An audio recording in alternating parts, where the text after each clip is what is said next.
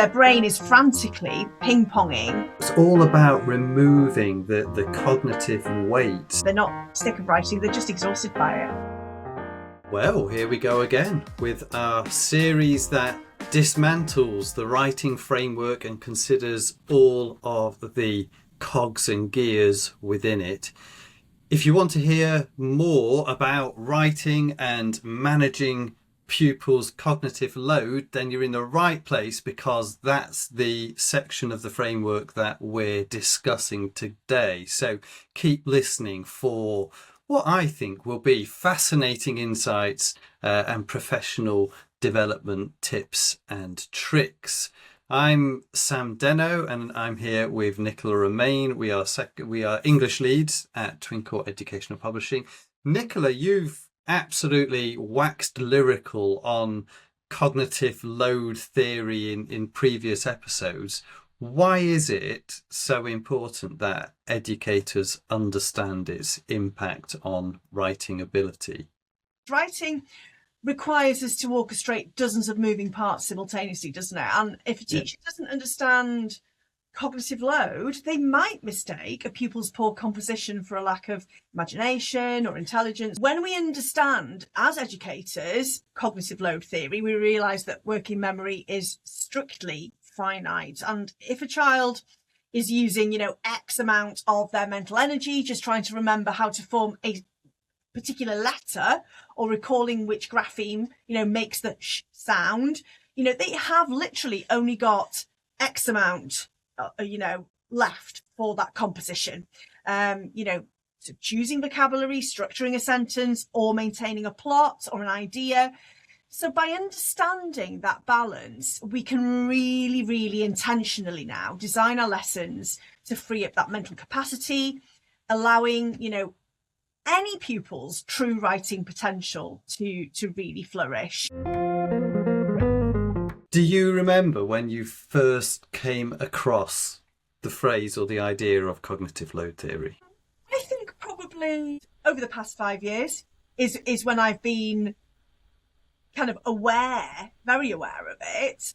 But definitely since the writing framework was published is when I've been kind of, gradually and increasingly more and more kind of aware, aligned and bought into the importance of considering it. And what a game changer, actually, if we get this right early on. Do you think it's particularly the writing framework that brought that to a head? Obviously, the reading framework in 2023 spoke of a simple view of reading, and there's a cognitive load thing going on there, isn't there? I think when the writing framework first came out, there was a lot of resistance to having, handwriting taught alongside phonics in reception, for example.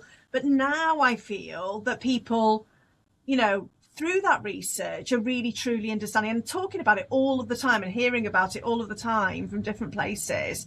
It is going to make a difference, I think. It's kind of like becoming accepted. Yeah, I think it's huge, and almost strange that we weren't thinking about this 10, 15 years ago, isn't it? Yeah, I guess that's the thing with research, isn't it, Sam? It's ever evolving, isn't it? And it's showing us things that we didn't know before, and then we put those into practice, don't we? And see what happens. This is true. Yeah. So we've referred to previous episodes already, because with all of the ideas that we've discussed in this mini-series so far, be that speech to writing, the relationship between reading and writing, the simple view of writing, and then those episodes where we looked at case study pupils.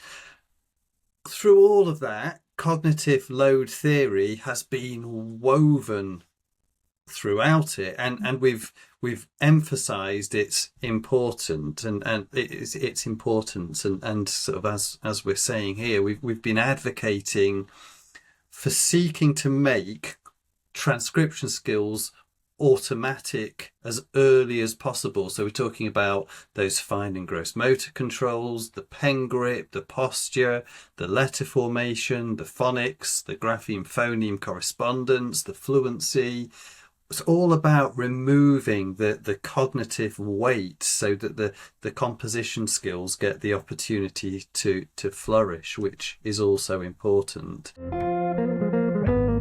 It strikes me that the word multitasking, which is a term that we have used for years and years and years, are we talking about the same thing? Is this what we've been calling multitasking? With a kind of massive caveat, is actually faulty multitasking. So in cognitive science, we talk about attention switching rather than, true simultaneous multitasking. So when a pupil is writing, they aren't sort of smoothly doing 5 things simultaneously.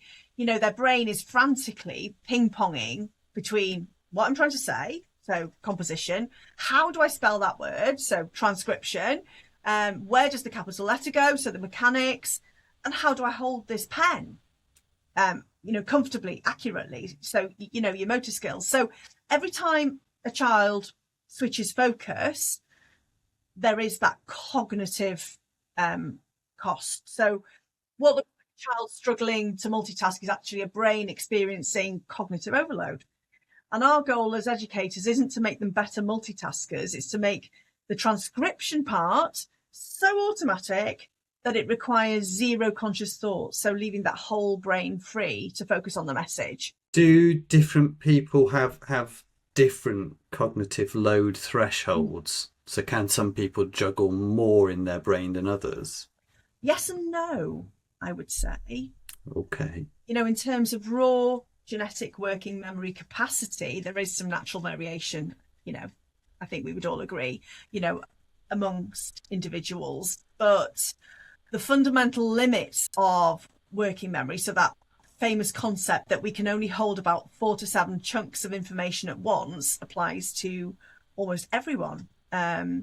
So the real differentiator isn't the size of the hard drive, if you like, it's what's stored in long-term memory. So what's the secret? An expert writer doesn't necessarily have a bigger working memory than a novice. They just have better developed schemas, so those mental models and those automated skills. So for an experienced writer, writing a complex sentence is processed as one single chunk of information. And for a struggling pupil, that very same sentence represents kind of 10 separate, really important word here, exhausting chunks. So whilst the thresholds vary slightly, the playing field is leveled by how well we help pupils automate skills and their kind of response to that, I guess, and how we respond to their response. So what we put in place to support them to be able to automate if they're struggling. Yeah, that's fascinating thought, isn't it? That where there is automaticity, then, like you say, 10 sort of features, 10 things they're trying to balance might be nothing, or it could be 10 obstacles that are huge that are creating a burden. Yeah, absolutely. It's fascinating, isn't it? And it's kind of almost like simplistic, isn't it? If you think of it in those terms, and you're able to identify which pupils are having to juggle the most, again, that's another game changer, I think, for those individuals, isn't it? If we can address those things. And what we've not mentioned at all is gender. And obviously when we talk about multitasking, that's often in relation to, men can't multitask, women can, and so on. You may not be able to say how much truth there is to that, but do we see that? Do we see that in terms of cognitive load and writing? Is there a boy-girl divide there? I think it's a really interesting question, actually, and there probably is lots and lots of research around that. I think that would be really good to dig into, actually, Sam. My instinct would be that there are variations there that are gender related. Yeah, I don't know what that looks like in research terms, but I would imagine that is certainly something to consider. Are there any shortcuts in the system? So can we train the brain to take on more cognitive burden? There aren't any shortcuts to expanding the physical capacity of the working memory. You can't train your brain or brain train your way into a bigger working memory. But there's that, again, that massive efficiency hack, and that is automation. And the only way to handle a heavier cognitive burden in secondary school, is to make sure that the foundational components are completely effortless. It's taking no cognitive effort at all to actually get something down on a page. So if a pupil enters secondary school still struggling with spelling fluency or basic sentence structures, handwriting, fluency as well, they will drown, when they're asked to write Shakespeare or write a complex science report, that kind of thing. We've talked about this before. And to help those pupils at the transition point, for example, or helping people transition as they go through secondary school from one stage to the next, I guess, we have to look at sort of temporary scaffolds. So if the cognitive demand of the subject-specific tasks, suddenly escalates, suddenly ramps up, we have to temporarily lower the cognitive demand, and what does that look like? We're talking about writing frames, sentence starters, word banks. We train them to take on more by carefully managing that weight. It's a balance, isn't it, of the new content whilst keeping the delivery system stable. It's an interesting question then, though. Can we remove that scaffold? Because that's the thing with erecting a scaffold, isn't it? Actually, we shouldn't be putting that in place forever. We need to be able to build it so that it can come down. But you think of some of those sentence stems, like, I don't know, to use a very simple example, point, evidence, explain. We often don't remove that. We keep using the PEE all the way through the system, and actually that's sort of not building up that resilience there, is it? So we need to be reviewing the kind of gradual release of responsibility model as well, isn't it?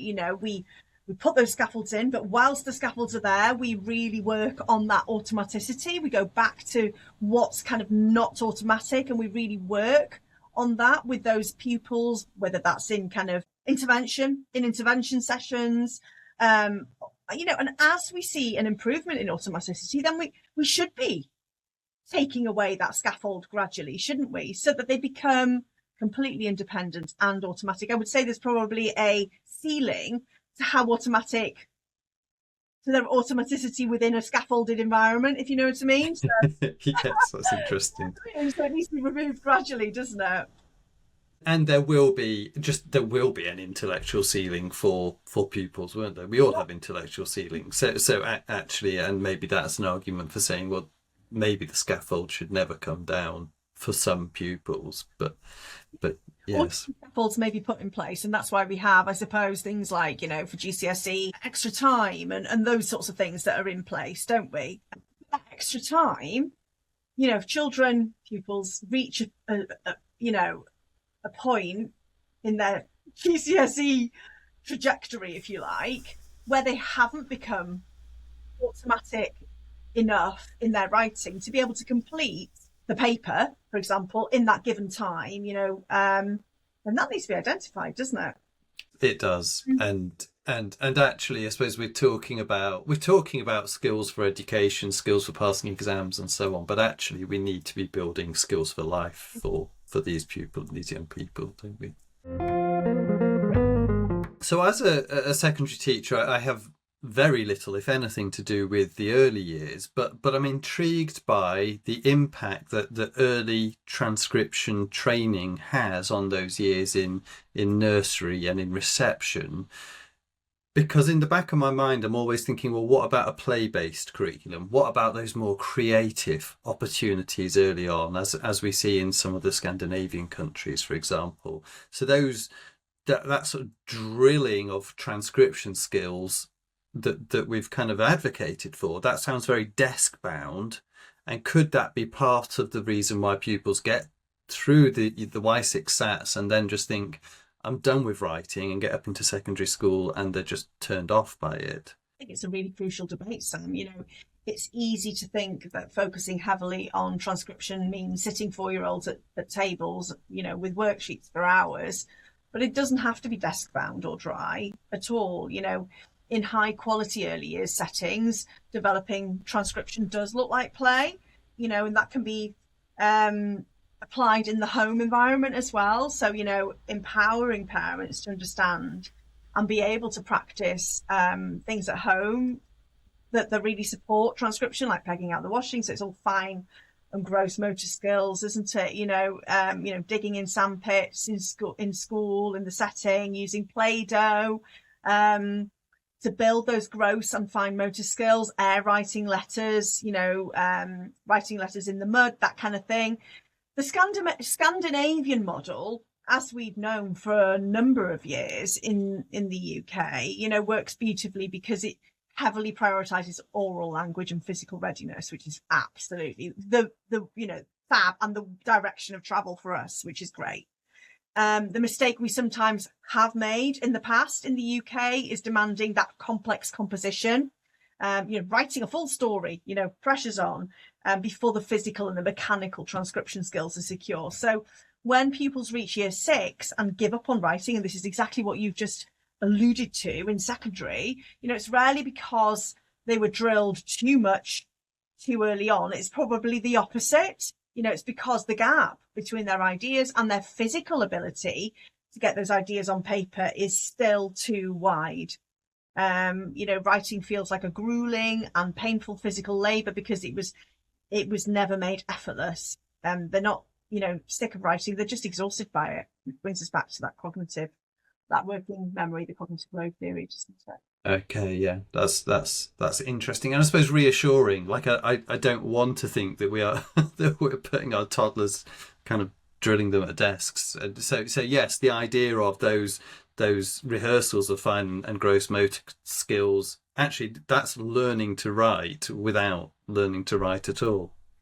And children, very young children, will naturally gravitate towards wanting to write.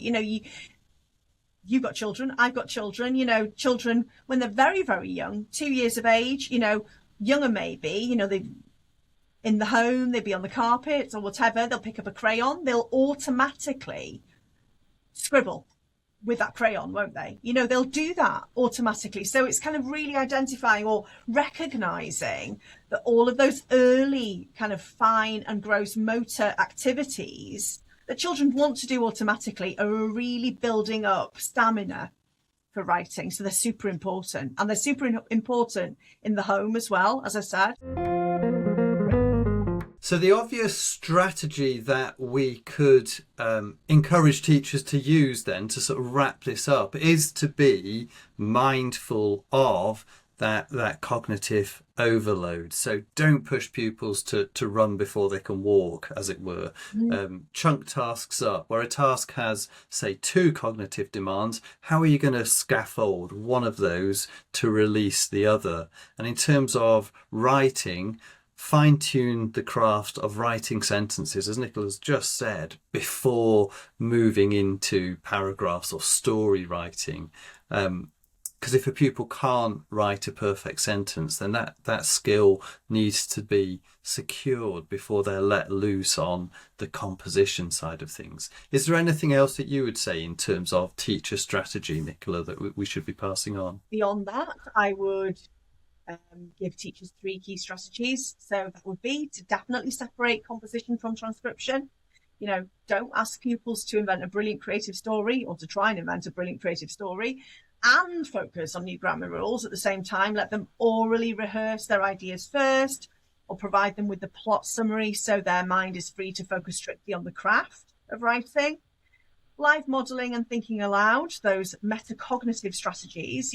When you write on the board, don't just show the finished product, model the cognitive load that goes with that, say out loud. I want to use the word subterranean here, but let me check my spelling. We've done it a lot, haven't we, with reading comprehension over the past kind of decade. I've worked a lot in that kind of space and seen a lot of that, where we're thinking aloud about our comprehension as we read. The same applies and can work for writing as well. Let me check my spelling. Okay, I need to make my sentence, sure my sentence structure works. Show them how an expert manages that kind of overload. And the dictation is massive, and so underused, really. So It's an old school technique that's making a huge comeback, I would say. So dictating sentences to pupils removes the need for them to compose those ideas, whilst giving them the opportunity to focus on spelling and punctuation, handwriting and listening. And I would say it's the ultimate cognitive load balancer for securing mechanics and giving children confidence as well. I remember my favourite secondary teacher, he was a history teacher. I got my best GCSE in history, interestingly. He used to spend most of the lesson dictating. That was his go-to technique. And I remember, when I became a teacher, looking back at Mr. Jackson, history teacher, and thinking, that was very old school. But it worked for me. It landed. And that's interesting that you bring that up again here. Obviously really important for cognitive load. Brilliant. We'd love to hear about your experiences, listeners, with managing cognitive load for writing. So do get in touch, and you can reach us on twinklepod@twinkl.co.uk. Please like and subscribe and leave a 5-star review on whichever channel you've found us on. And that's it for today. Thank you so much, Nicola. Goodbye for now.